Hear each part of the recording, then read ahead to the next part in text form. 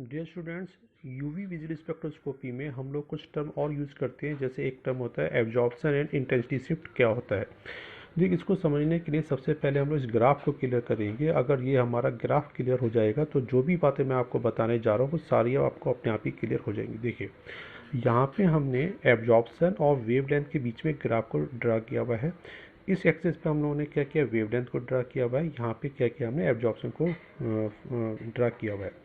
यहाँ पे क्या होता है, इस ग्राफ में एक स्टैंडर्ड पॉइंट होता है जिसको हम लोगों ने यहाँ पे दिखा रखा है। इस पॉइंट पे अगर इस पॉइंट के करस्पॉन्ड में हमें जहाँ पे सबसे ज़्यादा मैक्सिमम एब्जॉर्प्शन देखने को मिलता है, इसको बोलते हैं एब्जॉर्प्शन मैक्सिमा। ठीक है, जिसको एप्सिलॉन मैक्स हम लोगों ने लिख रखा है, ये कहलाता है आपका एब्जॉर्प्शन मैक्सिमा। जिस पॉइंट पे आपको एब्जॉर्प्शन मैक्सिमम मिलता है उस पॉइंट के करस्पॉन्ड में जहाँ पे वेवलेंथ होती है, उस वेवलेंथ को बोलते हैं हम लोग लैम्डा मैक्स। ठीक है, तो लैम्डा मैक्स का मतलब क्या होता है कि जिस वेवलेंथ पे आपको सबसे ज़्यादा एब्जॉर्प्शन देखने को मिलता है वो वेवलेंथ क्या कहलाती है आपकी, वेवलेंथ क्या कहलाती है आपकी, लैम्डा मैक्स कहलाती है। इसके रिगार्डिंग मैंने आपको कुछ बातें बता रखी थी इससे पहले वीडियो में कि आपको पता होगा कि अगर हमारी वेवलेंथ, जैसे मैंने आपको बताया था कि अगर हम लोग, क्या होता है, अगर हम इस डायरेक्शन में लेफ्ट हैंड की तरफ मूव करते हैं तो हमारी वेवलेंथ क्या होती है, डिक्रीज करती है। अगर हम लोग राइट हैंड की तरफ मूव करते हैं तो हमारी वेवलेंथ क्या होती है, इंक्रीज करती है। जैसे मैंने आपको एक एग्जांपल विबग्योर का बताया था, तो विबग्योर में जो वायलेट कलर की तरफ जब हम लोग मूव करते हैं तो वेवलेंथ हमारी क्या होती है, कम होती है। अगर हम लोग रेड कलर की तरफ मूव करते हैं तो हमारी वेवलेंथ क्या होती है, इंक्रीज करती है। देखिए, ये आपका एक रेफरेंस वैल्यू यहाँ पे दी गई है। अगर ये आपका एब्जॉर्प्शन मैक्सिमा की जो पीक होती है, अगर ये शिफ्ट हो जाता है टुवर्ड्स राइट हैंड, ठीक है, जैसे यहाँ पे एरो बना दिया गया है, तो इस एरो के मतलब क्या है कि इस एरो का मतलब क्या है कि अगर ये पीक शिफ्ट हो जाती है राइट हैंड तो इसको हम लोग बोलते हैं बाथोक्रोमिक शिफ्ट। ठीक है, अगर ये पीक आपके लेफ्ट हैंड की तरफ शिफ्ट हो जाती है तो इसको बोलते हैं हम लोग हिप्सोक्रोमिक शिफ्ट। अगर इसकी इंटेंसिटी बढ़ जाती है तो कहलाती है आपकी हाइपरक्रोमिक शिफ्ट, और अगर इसकी इंटेंसिटी कम हो जाती है तो ये कहलाती है आपकी हाइपोक्रोमिक शिफ्ट। तो सबसे पहले आपको इन चारों के नाम याद करने होते हैं क्योंकि आपके लिए नया टर्म है, पहली बार आप लोग पढ़ रहे होते हैं, तो पहले इनके नाम याद कर लिएगा। दोबारा से मैं एक बार आपको बताने जा रहा हूँ।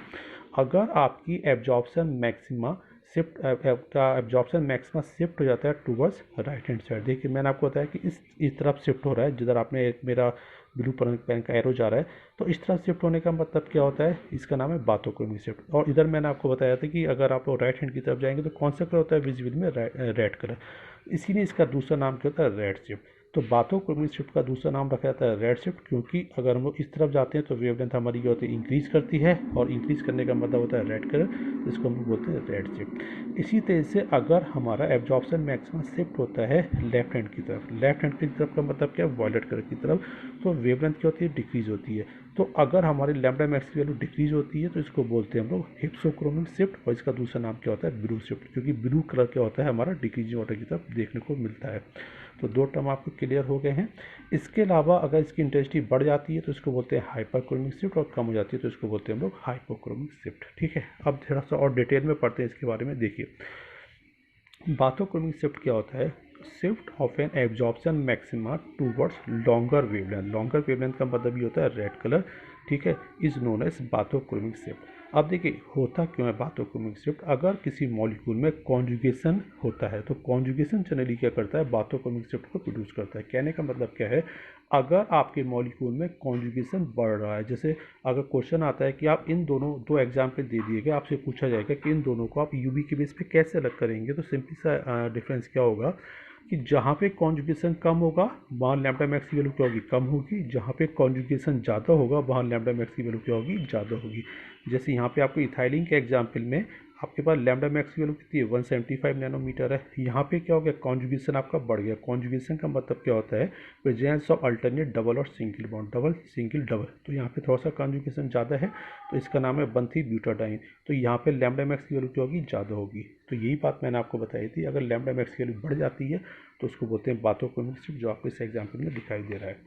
इसके बाद नेक्स्ट एग्जाम्पल है आपका, नेक्स्ट आपका हिप्सोक्रोमिक शिफ्ट क्या होता है। देखिए, हिप्सोक्रोमिक शिफ्ट को हम लोग कैसे डिफाइन करते हैं, ये मैंने आपको अभी ये बताया ही है कि shift of an absorption maxima towards shorter wavelength. अगर आपका absorption maxima shorter wavelength, short की मतलब क्या होता है, ब्लू कलर की तरफ शिफ्ट होता है, तो ऐसे शिफ्ट को हम लोग क्या होते हैं, हिप्सोक्रोमिक शिफ्ट बोलते हैं। इसका रीज़न क्या होता है, जैसे एनिलीन होता है, एनिलीन अगर एसिडिक मीडियम में बिहेव करता है तो एनिलीन की रिएक्शन जब हम एसिडिक मीडियम में कराते हैं तो वहाँ पे क्या बनता है, एक एनिलीनियम आयन बनता है। तो एनिलीन एसिडिक मीडियम में शो क्या करता है, हिप्सोक्रोमिक शिफ्ट को शो करता है। कैसे करता है, देखिए इसका रीज़न क्या होता है, अगर आपके मॉलिक्यूल में रिमूवल ऑफ कॉन्जुगेशन हो जाता है, कॉन्जुगेशन अगर रिमूव हो जाता है तो वहाँ पे आपको हिप्सोक्रोमिक शिफ्ट देखने को मिलता है। देखिए एनिलीन के केस में यहाँ पे जो NH2 ग्रुप लगा हुआ है, यहाँ पे जो इसका non bonding pair of electron है वो क्या करा जाएगा, वो क्या माना जाएगा, ये इसके कॉन्जुगेशन का पार्ट माना जाएगा। ठीक है, तो इसके साथ कॉन्जुगेशन बना है डबल बॉन्ड के साथ। तो जब इसकी रिएक्शन आप एसिडिक मीडियम में कराएंगे तो यहाँ पे क्या होगा, इस H+ का मतलब क्या है, इसके पास कोई भी इलेक्ट्रॉन नहीं है, तो ये क्या करेगा, इस नाइट्रोजन के दोनों पेयर इलेक्ट्रॉन के साथ क्या करेगा, यहाँ पे आके अटैक कर देगा। तो ये जो बन जाएगा इसको बोलेंगे वो एनिलीनियम आयन। तो यही यहाँ पे लिखा हुआ है। तो यहाँ पे क्या है, एनिलीन में कॉन्जुगेशन आपका मेंटेन है और यहाँ पे लैम्डा मैक्स की वैल्यू क्या है, 280 नैनोमीटर है।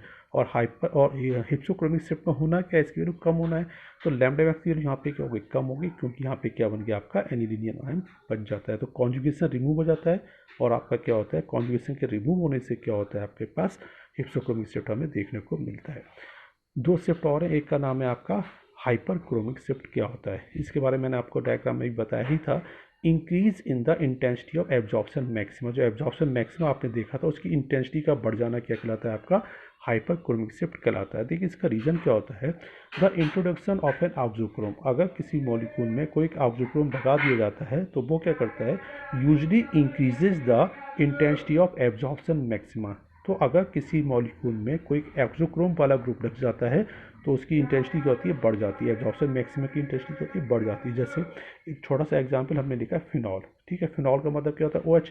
ऑक्सोक्रोम के एग्जांपल अगर आपको याद हो रहे होंगे, मैंने इससे पहले लेक्चर में आपको बताया था, जैसे OH हो गया आपका, ठीक है, OH हो गया, NH2 ग्रुप हो गया, ये सारे किसके एग्जाम्पल हैं, आपके ऑक्सोक्रोम के एग्जाम्पल हैं। ठीक है, तो यहाँ पे क्या होता है, जैसे यहाँ पे अगर आपने देखा थोड़ा सा बारीक लिखा हुआ है, बेंजीन के वो फिनॉल के केस में जो आपका एब्जॉर्प्शन मैक्सिमा है, एब्जॉर्प्शन मैक्सिमा इसकी वैल्यू होती है 6400 नैनोमीटर। ठीक है, तो यहाँ पे इस एब्जॉर्प्शन मैक्सिमा की वैल्यू आपको यहाँ पे इतनी दिखाई दे रही है।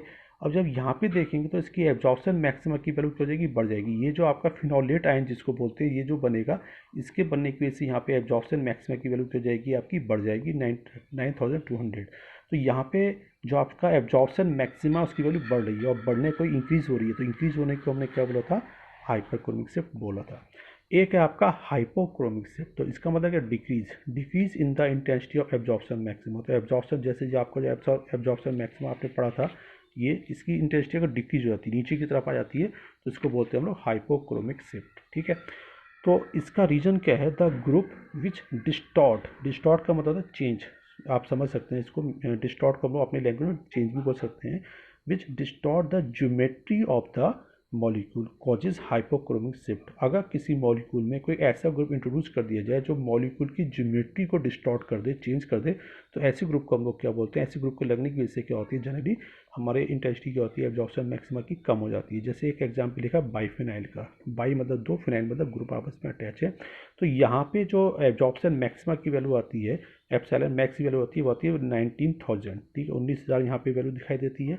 लेकिन यहाँ पे मिथाइल ग्रुप के लगने की वजह से, जिसका नाम हो गया 2 मिथाइल बाइफिनाइल, तो मिथाइल ग्रुप के लगने की वजह से जो इसका डिस्टॉर्शन है वो क्या हो जाएगा इस मॉलिक्यूल का।